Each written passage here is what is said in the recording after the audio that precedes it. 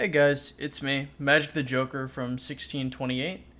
So I'm just going to go into 10 tips for a free-to-play player playing Expedition, trying to get as far as he can. So if you guys notice, I am currently 113th individual power in the kingdom. However, I am 46th in Expedition, and it's because I really have to optimize Expedition in order to try and keep up with the rest of the kingdom. So my first tip, I guess it's less of a tip and more of a statement. Um, Expedition is a stat check.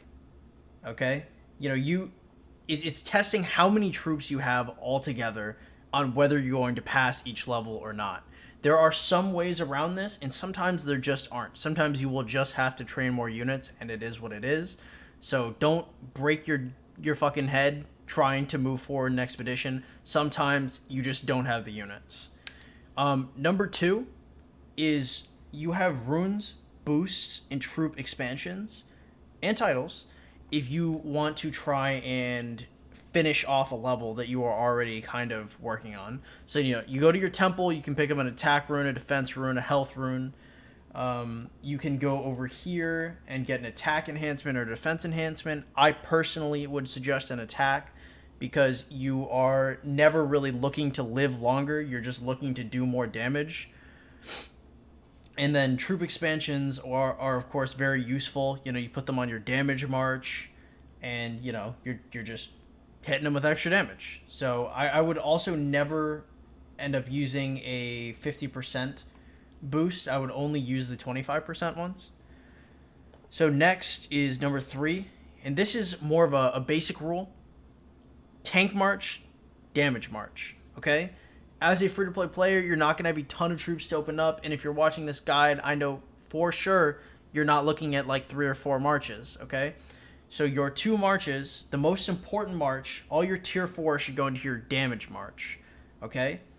And everything else that you should stuff into your tank march, okay? My tank march is Joan of Arc Scipio. Okay, Joan of Arc Scipio's gonna tank a lot of damage, and then you're gonna have a damage march.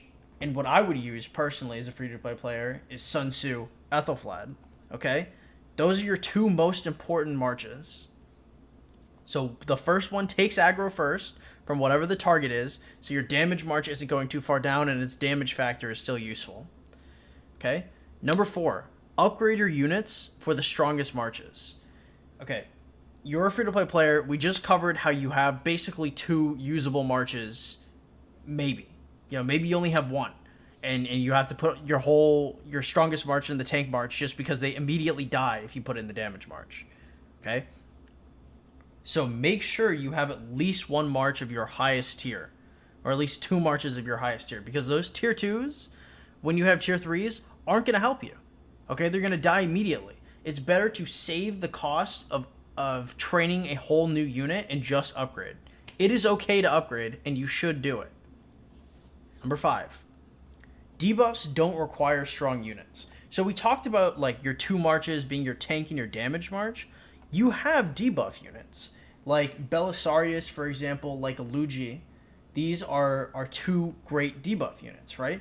But they don't require tier 4 or tier 3 to be useful. You can put these guys with tier 1 siege, and they're still going to reduce defense by 30%, attack by 30%. Sion DX got rage reduction.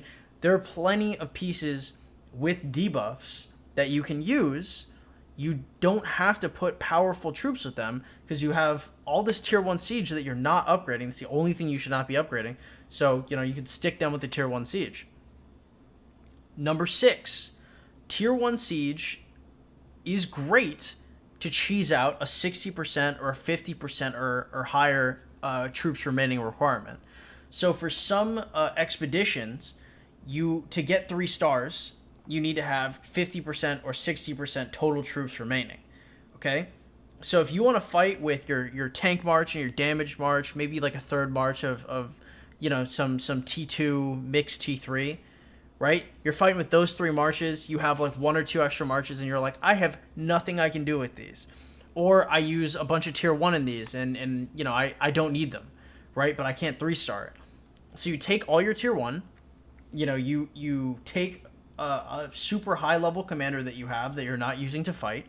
You stuff as many tier 1 as you can, and you just park them in the back, right? So no matter how hurt your fighters may get, you will always pass that 50 to 60% march because you have fielded so many more units and you haven't fought with them. Okay, so 7. This is getting more technical on on Expedition itself. So you're gonna see these like little levels every 10 levels past 30 or past 20, where you're going to have a red march and a green march. So the green march is a garrison mission. So it has a locked troop count of how much you can fill the garrison with.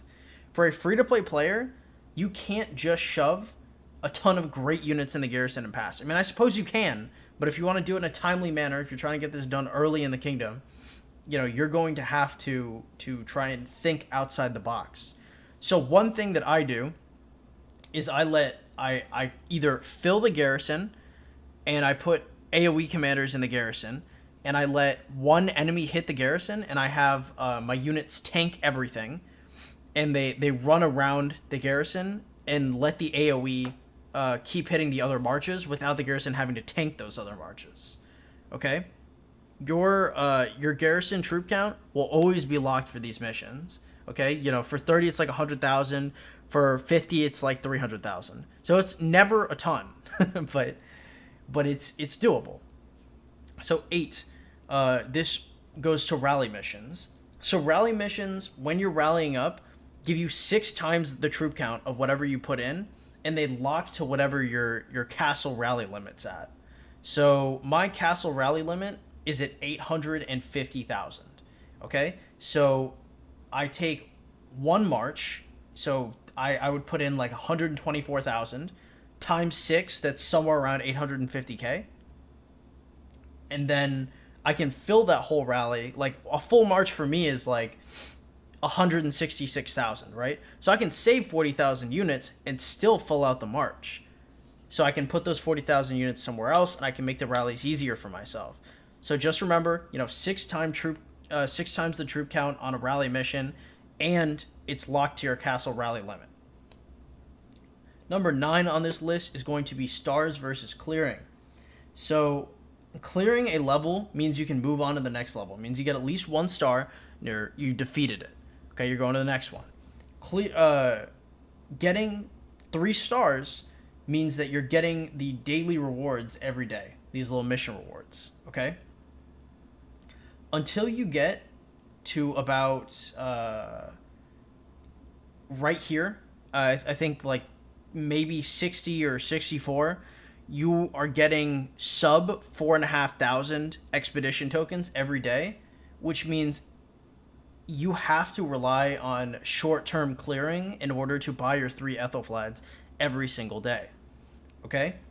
Make sure you're always clearing your Ethelflads every single day. So push as hard as you can and spend your coins nowhere else until you have over 4,500 coins coming in every single day. Okay? Clear as far as you can. Do not be OCD about 3-starring everything. Later on, when you have more units, you can just 3-star everything super easy because it's a stat check. Okay? Number 10. Spend your coins on Ethelfled. I know I just touched on that, but you're a free-to-play player.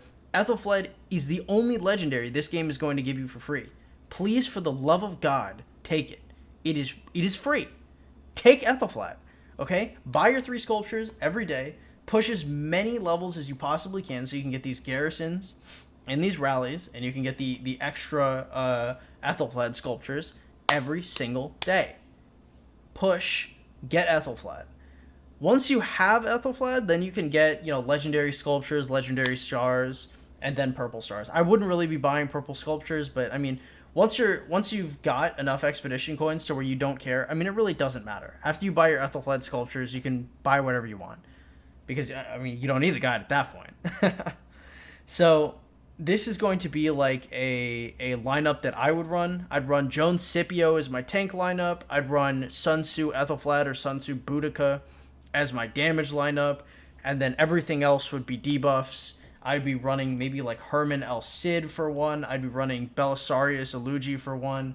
Maybe Sion Diak with like a Pelagius or something to just make her drain more rage faster. And so that's like a cookie cutter what I would run for expedition. But as long as you have your tank march, your damage march, and a couple debuff marches, you'll be able to do basically every level. Assuming you're not bleeding troops too hard. So good luck in expedition, guys. I will catch you later.